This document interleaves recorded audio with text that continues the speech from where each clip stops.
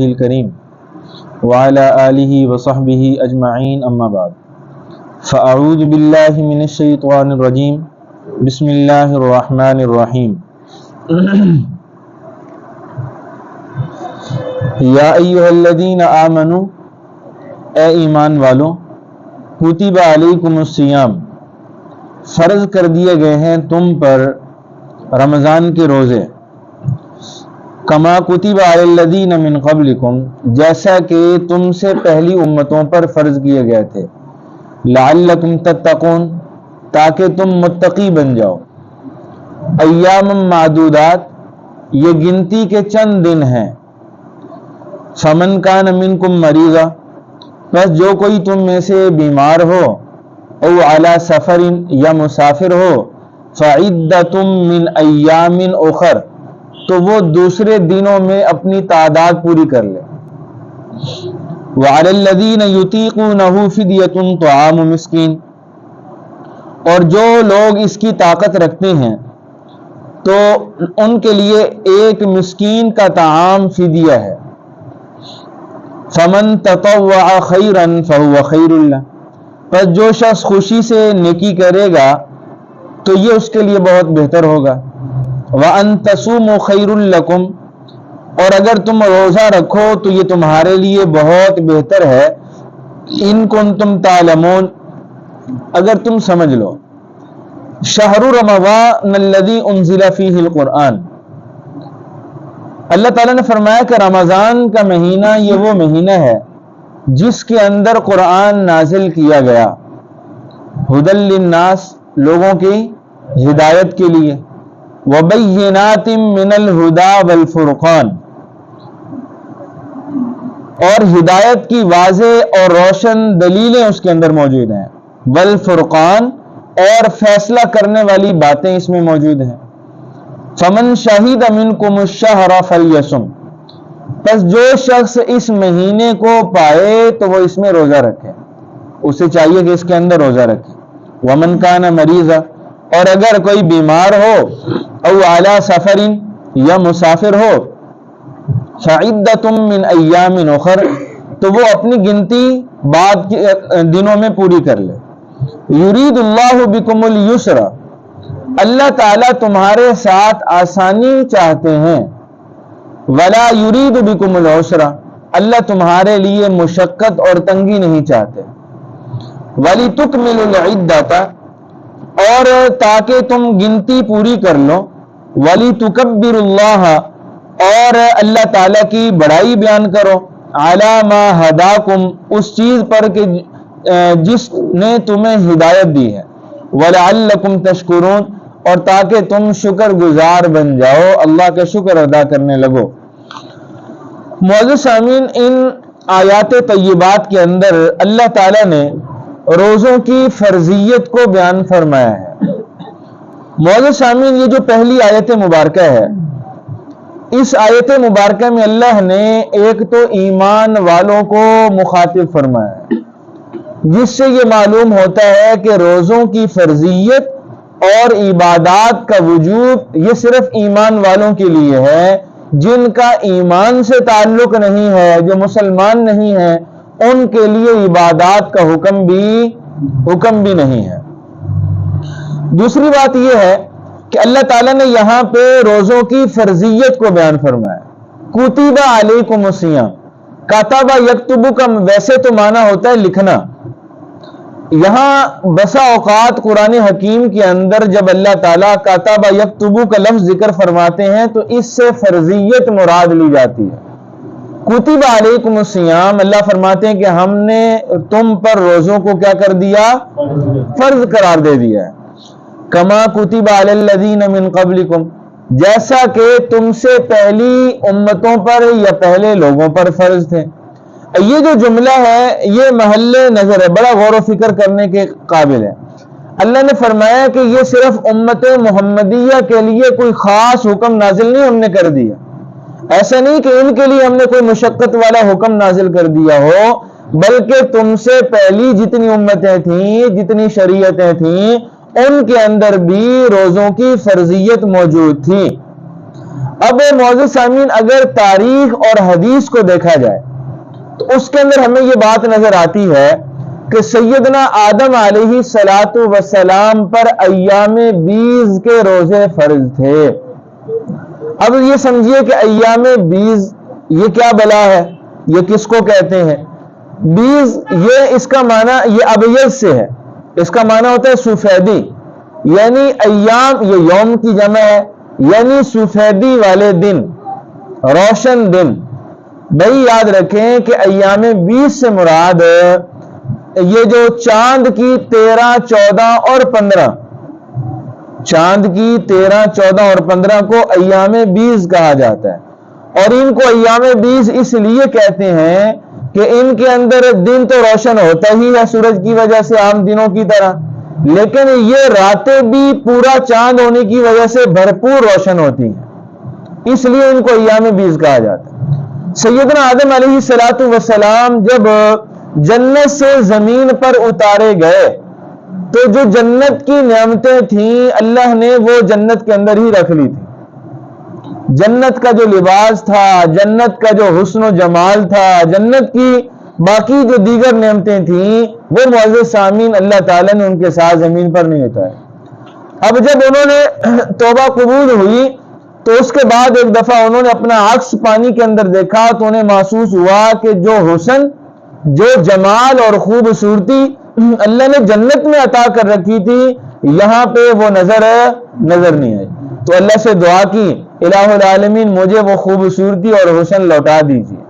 تو اللہ تعالیٰ نے فرمایا کہ اس کے لیے پھر آپ کو روزے رکھنے ہوں گے۔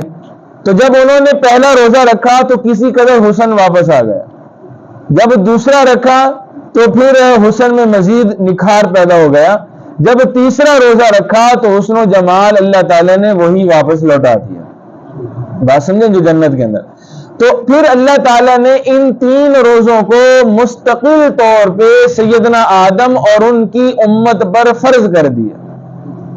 اب امت محمدیہ کے لیے یہ روزے فرض تو نہیں ہیں لیکن یہ مستحب ضرور ہیں۔ رسول اللہ صلی اللہ علیہ وسلم کی سنن میں سے ہے کہ جو ہے وہ حضور ایام 20 کے روزے رکھا کرتے تھے۔ چاند کی 13، 14 اور 15 کو روزہ رکھنا یہ سنت اور مستحب کے درجے میں ہے، ٹھیک ہے نا جی؟ اس لیے کوشش کرنی چاہیے کہ چاند کی 13، 14 اور 15 کو روزہ رکھ لیا جائے۔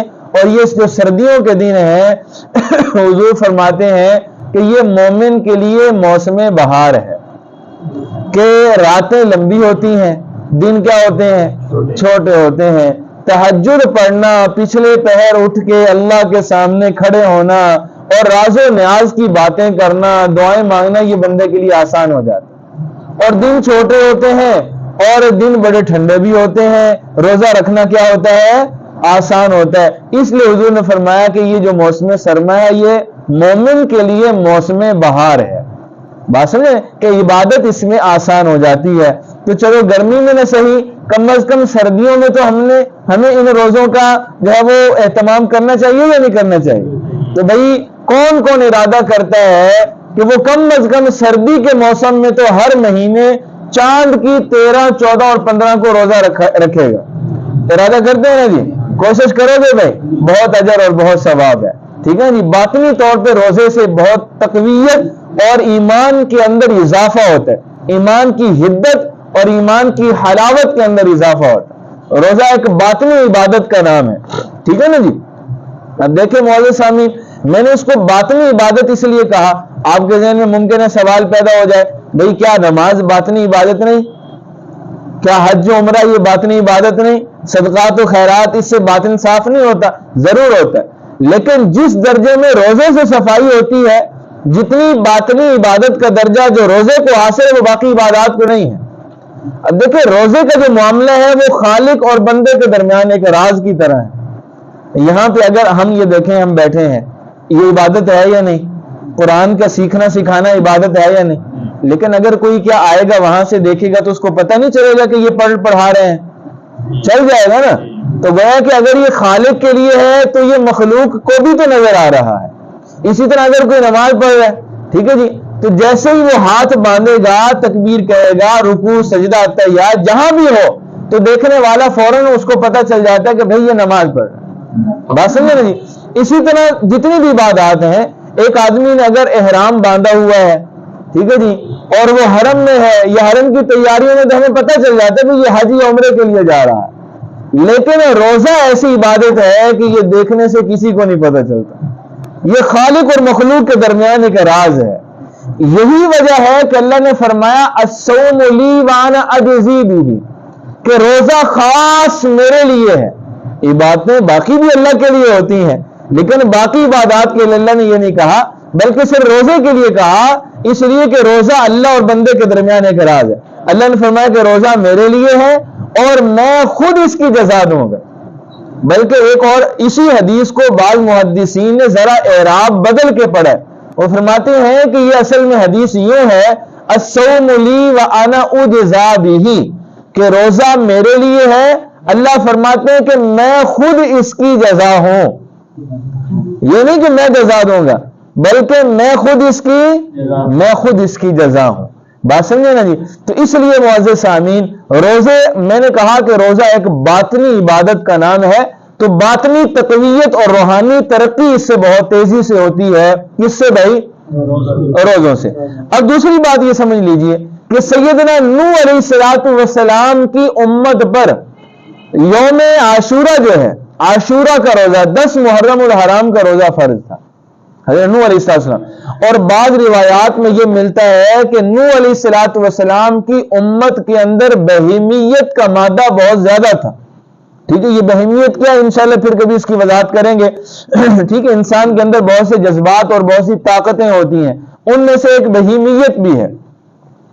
تو اللہ تعالیٰ نے اس مادے کو توڑنے کے لیے, اس جو نفسانی طاقت تھی اس کو کمزور کرنے کے لیے سارا سال ان پہ روزے فرض کر رکھے تھے, لیکن ان کے روزوں کی کیفیت جدا تھی. بات سمجھے نا.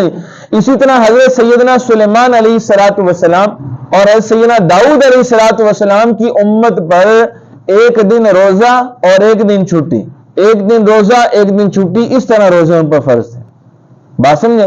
حضرت موسیٰ علیہ السلام کی امت پر 40 دن کے روزے تھے. اسی طرح حضرت عیسیٰ علیہ السلام کی امت پر ابتداً تو 1 مہینے کا روزہ فرض تھا, لیکن پھر کیا ہوا کہ ایک بادشاہ ان کا بہت بیمار ہو گیا عیسائیوں کا, تو اس نے کہا کہ اگر میں صحت یاب ہو گیا تو میں 10 روزے بڑھا دوں گا. ان کو دین کے اندر اضافہ کرنے کا بڑا شوق تھا. عیسائیوں اور یہودیوں کو کمی بیشی کرنے کا بڑا شوق ہے بھائی, آج تک یہ کرتے چلے آ رہے ہیں. تو بس اتفاق کی بات یہ کہ صحت اس کو مل گئی, اللہ نے اس کو شفا یابی دے دی. اس نے کہا بھی آج کے بعد 30 نہیں 40 روزے رکھنا ضروری ہوگا. شریعت ہی بدل دی, 40 روزے ہو گئے. اس کے بعد ایک مزید ان کا کوئی بادشاہ حکمران تھا, وہ بھی بیمار ہو گیا. اس نے کہا اگر مجھے صحت مل گئی تو میں 7 روزوں کا مزید اضافہ کر دوں گا. اس نے بھی 7 روزے اضافہ کر دیے. کتنے ہو گئے؟ 47 ہو گئے. اب ایک وقت ایسا آیا کہ ان کے عیسائیوں کے علماء نے اجتماع کیا, آپس میں اکٹھے ہوئے, ایک ان کی جو ہے وہ تھنک ٹینک بیٹھا, اور انہوں نے کہا کہ یہ تو بھائی کوئی 10 بڑھا رہا ہے, کوئی 7 بڑھا رہا ہے, کوئی کم کر رہا ہے, کوئی زیادہ کر رہا ہے, تو ہمیں جو اس کے بارے میں کوئی ایک پختہ رائے قائم کر لینی چاہیے, کسی ایک عدد پہ اتفاق کر لینا چاہیے. تو اب ان کی بھی سوچ کو سلام, انہوں نے 3 مزید بڑھا کے 50 روزے امت پہ فرض کر دیے. بات سمجھے نا جی. تو یہ جو ہم کہتے ہیں نا کہ وہ جو ادیان ہیں ان کے اندر افراط و تفریط ہے, کمی بیشی انہوں نے کی ہے, شریعتوں کے اندر انہوں نے تحریفات کی ہیں, تو اس کے یہ ثبوت بھی ہیں. بات سمجھے نا جی. اور اس چیز کا اشارہ طبرانی کی ایک روایت ہے, اس کے اندر سے بھی ملتا ہے. تو بہرحال امت محمدیہ پر اللہ تعالیٰ نے کتنے روزے فرض کیے؟ رمضان کے مہینے کے, وہ 30 ہوں یا 29 ہوں. ٹھیک ہے, رمضان کے مہینے کے روزے اللہ تعالیٰ نے. اور ایک بات اور بھی یاد رکھیے بھائی کہ اللہ تعالیٰ نے روزے تو ہر امت کو دیے ہیں, ہر شریعت کو دیے ہیں, لیکن اللہ نے رمضان کسی امت کو نہیں دیا. رمضان کے مہینے صرف امت محمدیہ کے لیے ہے. ٹھیک ہے جی. اور اس کی برکات, اس کی خصوصیات وہ بھی صرف امت محمدیہ کے لیے ہیں. تو بہرحال اب ذرا دیکھیے, تو فرمایا یا ایھا الذین آمنوا, اے ایمان والو, کتب علیکم الصیام, ہم نے تم پہ روزوں کو فرض قرار دے دیا ہے, کما کتب علی الذین من قبلکم, جیسا کہ تم سے پہلے لوگوں پر یہ فرض تھے. لعلکم تتقون، تاکہ تم کیا ہو جاؤ؟ متقی بن جاؤ، پرہیزگار بن جاؤ۔ اچھا بھی دیکھیں پرہیزگاری کیسے ہے۔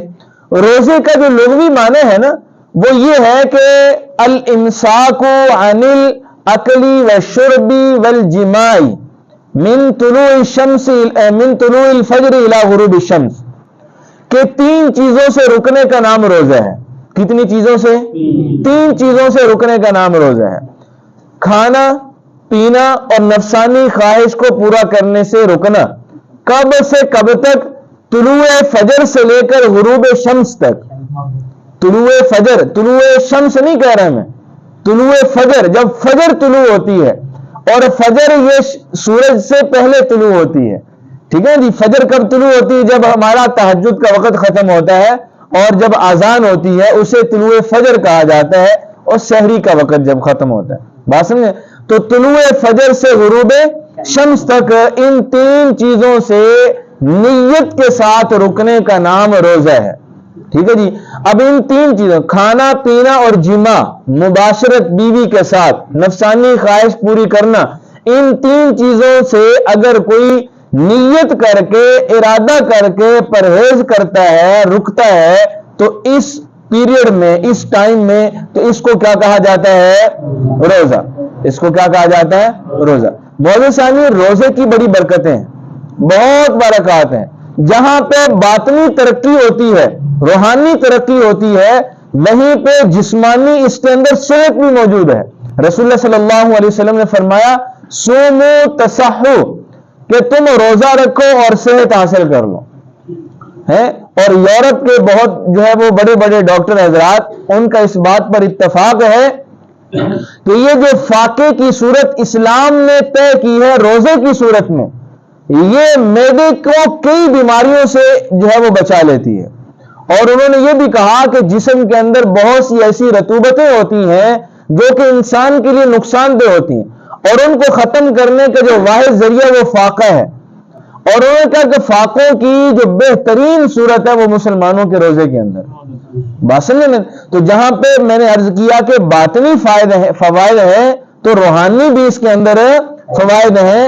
جہاں روحانی فوائد ہیں وہاں پہ جسمانی فائدے بھی اس کے اندر بہت رکھے ہیں اللہ تعالیٰ۔ تو فرمایا اب دیکھیں اللہ تعالیٰ کیسے امت کو جو ہے وہ کتنی محبت کے ساتھ روزے کی ترغیب دے رہے ہیں۔ فرمایا ایام معدودہ، گنتی کے چند دن ہیں۔ گنتی کے کیا ہے؟ چند دن ہی تو ہے۔ اب 360-65 دنوں کے اندر صرف 29 یا 30 دن ہے، ٹھیک ہے جی۔ تو فرمایا فمن کان منکم مریضا، پس جو تم میں سے بیمار ہو، او علی سفر، یا مسافر ہو، فعدۃ من ایام اخر، تو وہ بعد میں دوسرے دنوں میں اپنی اس تعداد کو پورا کر لے، روزوں کی تعداد کو کیا کر لے؟ پورا کر لے۔ اس کی وضاحت آگے جا کے کرتا ہوں۔ وعلی الذین یطیقونہ فدیہ، اور فرمایا کہ جو اس کی طاقت رکھتا ہو تو وہ فدیہ دے لے، طعام مسکین، مسکین کو کھانا کھلانے کی صورت میں۔ فمن تطوع خیرا، اور جو خوشی سے کوئی نیکی کرے گا، فہو خیر اللہ، تو یہ اس کے لیے بہتر ہے۔ وان تصوموا، اور اگر تم روزہ رکھو، خیر لکم، تو یہ تمہارے لیے بہت بہتر ہے، ان کنتم تعلمون، اگر تم جان لو۔ مولانا صاحب اس آیت کے حصے سے یوں محسوس ہوتا ہے کہ اگر کوئی روزہ رکھنا چاہے تو وہ روزہ رکھ لے، اور اگر کوئی روزہ نہ رکھنا چاہے، فدیہ دینا چاہے، تو وہ فدیہ دے لے۔ بات سمجھے نا جی۔ معزز سامعین، یہ جو حکم ہے یہ ابتدائی طور پہ تھا۔ تفسیر ابن کثیر کے اندر حضرت نے لکھا ہے کہ یہ پہلے جو 2 سال تھے جب رمضان کے روزے فرض ہوئے، تو ابتدائی 2 سالوں میں چونکہ لوگ روزے سے مانوس نہیں تھے، ایک نیا حکم جو ہے وہ ان پہ نازل ہو رہا تھا، اس لیے اللہ نے فرمایا کہ اگر تم روزہ رکھنا چاہو تو روزہ رکھ سکتے ہو، اور اگر روزہ رکھنے کی تم میں سکت اور طاقت اور ہمت نہیں ہو رہی، فدیہ دینا چاہتے ہو تو تم فدیہ دے لو، بات سمجھے۔ لیکن فرمایا کہ اگر روزہ رکھ لو گے تو یہ تمہارے لیے زیادہ بہتر ہے، زیادہ نیکی کی بات ہے۔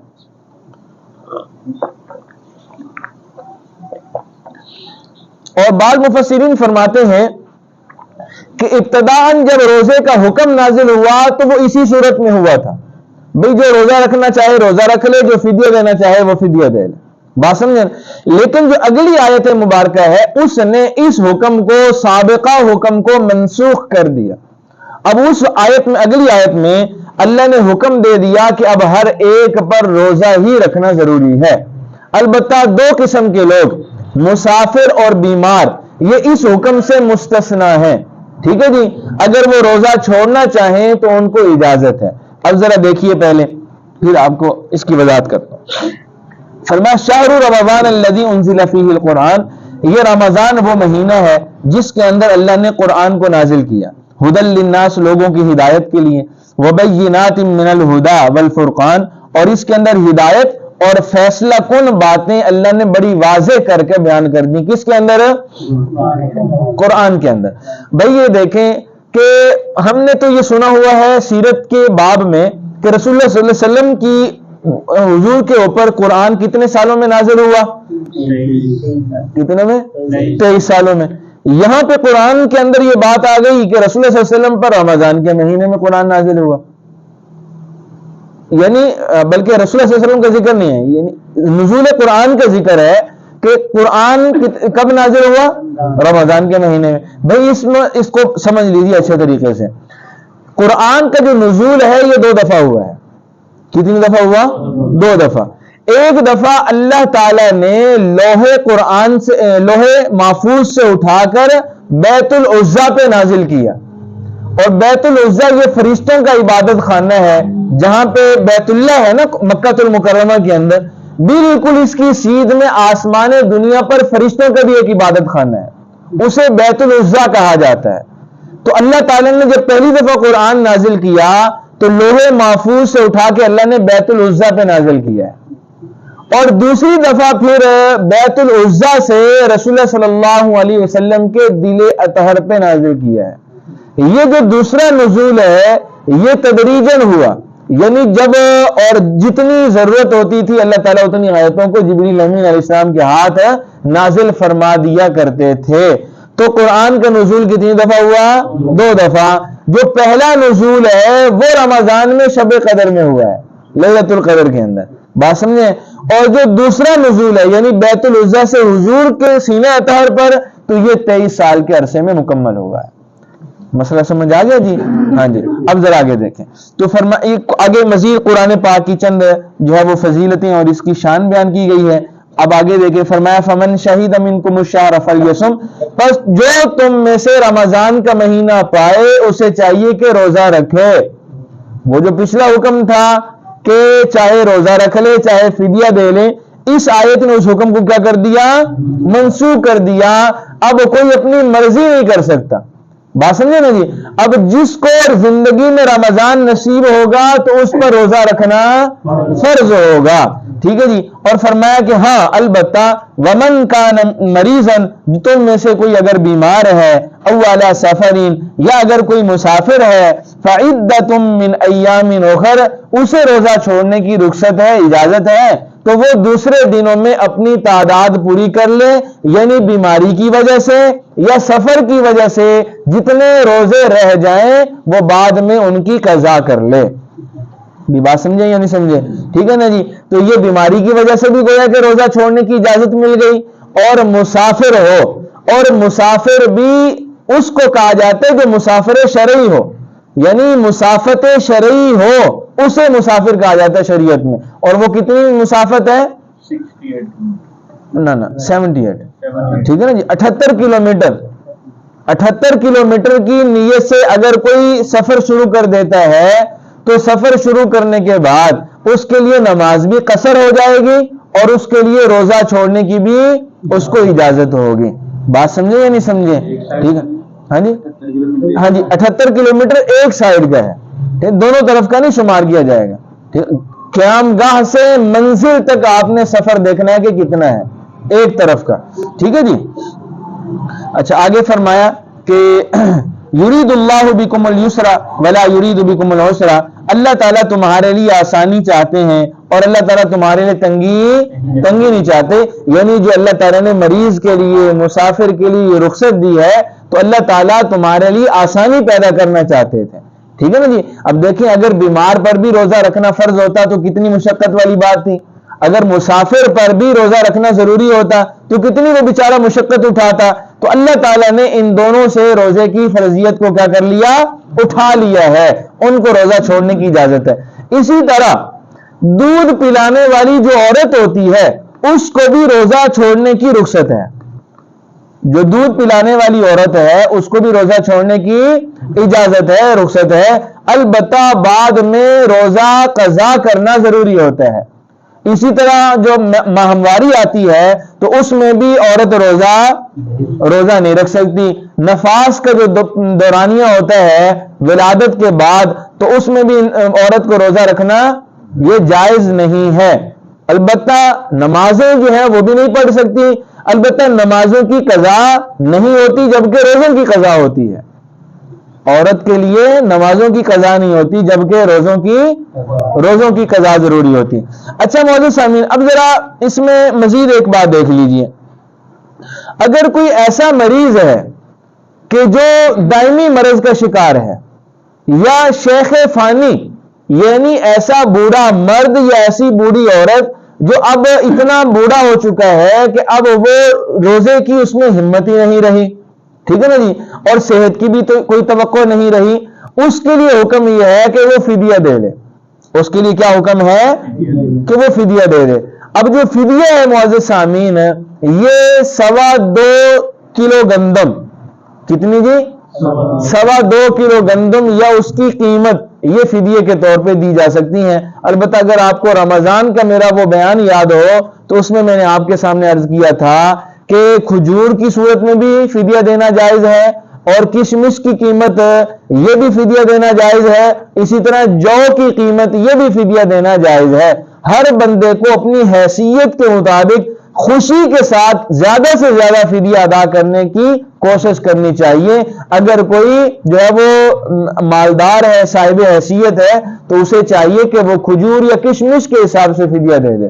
بات سمجھے نا جی؟ تو یہ عبادات شوق اور رغبت کا نام ہے, شوق کے ساتھ کرنی چاہیے. تو بہرحال ذرا دیکھیے, تو فرمایا یرید اللہ بکم اليسر, اللہ تعالیٰ تمہارے لیے آسانی چاہتے ہیں. ولا یرید بکم العسر, اللہ تنگی نہیں چاہتے. ولتکملوا العدۃ, تمہیں چاہیے کہ تم اپنی تعداد کو کیا کر لو, بعد میں اپنی گنتی کو پورا کر لو. یعنی جتنے بیماری کی وجہ سے یا سفر کی وجہ سے یا عورت کے دودھ پلانے کی وجہ سے یا حیض یا نفاس کی وجہ سے جو روزے رہ جائیں ان کو بعد میں قضا کر کے اپنی تعداد روزوں کی کیا کر لی جائے.